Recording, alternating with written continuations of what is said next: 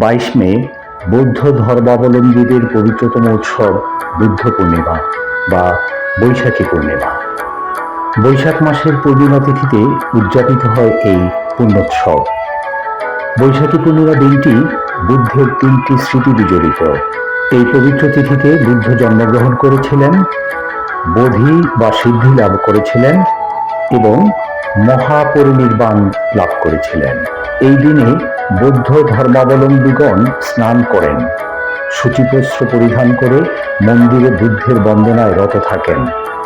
ভক্তগণ প্রতিটি মন্দিরে বহু প্রদীপ প্রজ্বলিত করেন, ফুলের মালা দিয়ে মন্দির গৃহ সুশোভিত করে বুদ্ধের আরাধনায় নিমগ্ন হন। এছাড়া বুদ্ধগণ এই দিনে বুদ্ধ পূজার পাশাপাশি পঞ্চশীল, অষ্টশীল, সূত্রপাঠ, সূত্র শ্রবণ ও সমবেত প্রার্থনা করে থাকেন।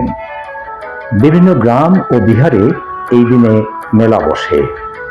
সবচেয়ে বড় মেলাটি বসে চট্টগ্রামের বৈদ্যপাড়া গ্রামে, যা বোধি ধ্রুম মেলা নামে সমধিক পরিচিত।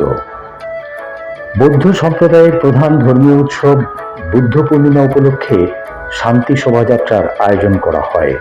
বৌদ্ধ ধর্মাবলম্বীদের পাশাপাশি হিন্দুদের কাছেও এই দিনটি অত্যন্ত গুরুত্বপূর্ণ, কারণ হিন্দু ধর্ম অনুসারে শ্রী বিষ্ণুর 9ম অবতার হিসেবে গণ্য করা হয় গৌতম বুদ্ধকে।